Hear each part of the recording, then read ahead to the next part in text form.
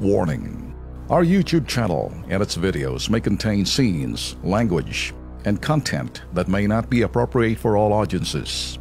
These videos include surveillance footage, undercover pursuit of suspects, actual police and rescue operations, and fearless confrontations.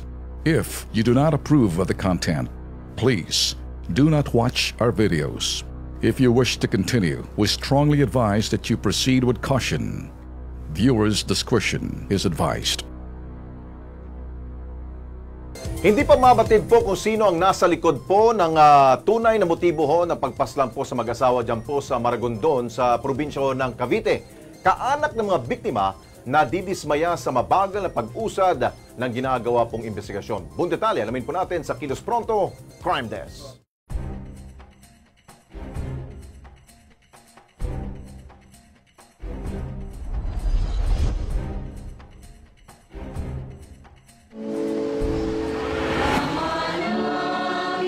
Ang simbang ito ang sagradong tahanan ng mga mananampalatayang Katoliko sa Barangay Garita A sa bayan ng Maragondon, Cavite.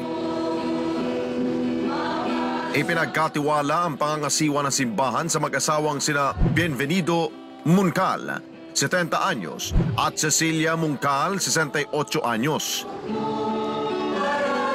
Pero nitong linggo, ang misa ng taong bayan inalay sa mag-asawang Muncal. Magkasama sila nakaburol ngayon matapos ang isang malagim na krimen.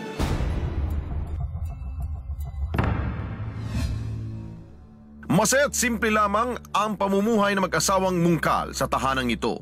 Tinitiyak nila ang seguridad sa bahay at napapaligiran sila ng mga santo.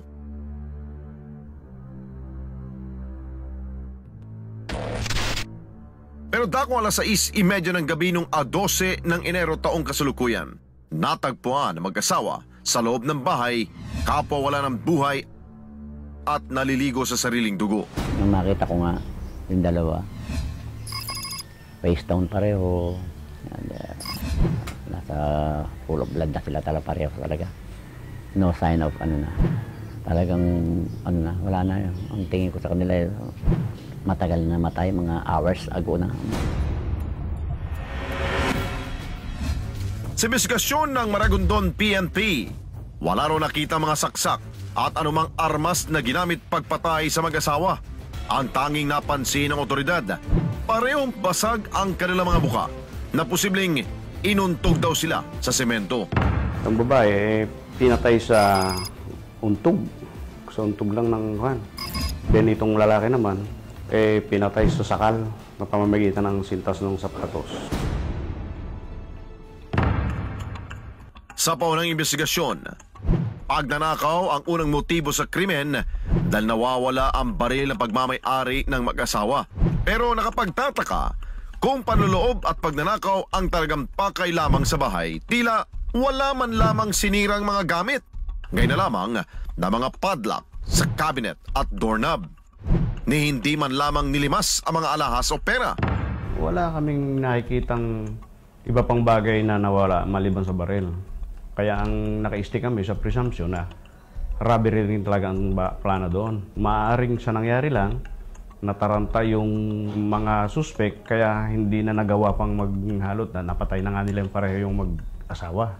Pwedeng kilala yung pumasok or yung pagbili ni tatay noong merienda dahil na ihahanda dahil may darating na bisita, nasalisihan naman siya doon sa pagpasok. Habang wala siya, pumasok yung suspect.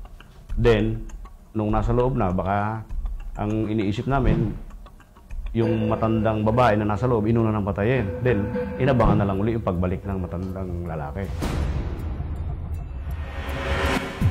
Bago mangyaring krimen, dakong alas 12 ng tanghali noong January 12, luna ng sasakyan, pumarad na sa harapan ng bahay ni Muncal ang nooy mga bisita nila mula sa isang kilalang drugstore.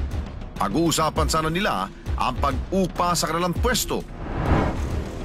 Pero dahil walang sumasagot, nagpatulong ang mga empleyado sa kalapit bahay na tawagan ng telepono sa loob ng bahay na mag-asawa. Wala pa ring taong sumasagot sa mga tawag. Pagsapit ng alas 6 ng hapon, sinilip ng kapitbahay ang kusina ng bahay ni Muncal. Nooy natanaw ang mga dugong nagkalat sa bahay. Sa insidenteng ito, tinatayang umagaw tanghaling tapat isinagawa ang pagpaslang. Pero ni isang kapitbahay wala man lamang daw nakarinig ng ingay mula sa bahay ng mga biktima. Hindi rin napansin kung may mga taong pumasok at lumabas sa bahay. Bagamat hindi naniniwala ang pamilya at kaanak, isa sa mga anggulong tinitingnan ngayon ng pulisya ay ang away sa lupa ng biktimang si Cecilia at ng kanyang nakatatandang kapatid. Tungkol sa land dispute na sinasabi mo, hindi natin dinidiscount yun. Pero kailangan lang ma-establish natin na mas maganda.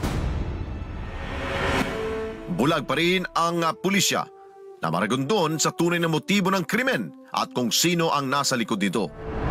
Nais ang pamilya na mapabilis naman sana ang investigasyon para makapagsampa na sila ng kaukulang kaso.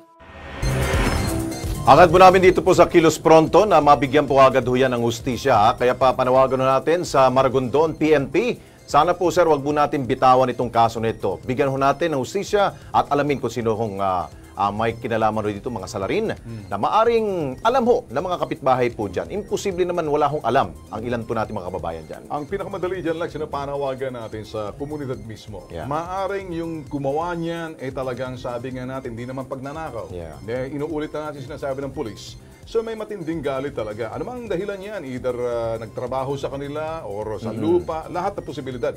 Pero ang krimen, pag isinagawa ng isang kriminal, hindi ho magiging perfect crime yan. Yeah. Mag-iiwan ho ng sinasabing footprints yan, either doon sa inuman, kwentuhan, magpapagmamalaki. May mga panahon na medyo wala sila sa sarili nila, nasasabi nila kung ano yung ginawa nila o kasama nila, na yan ay magiging susi ho na masusolve yung krimen sa pamamagitan ho ng mga may alam.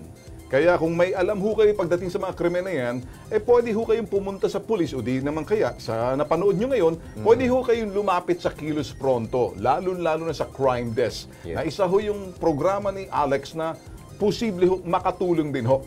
Yun naman ang natin dito sa Kilos Pronto na hindi lamang po sa pagbabalita ho ng mga krimen, pero may kalutasan po sa ginawa pong krimen. Ayan, okay.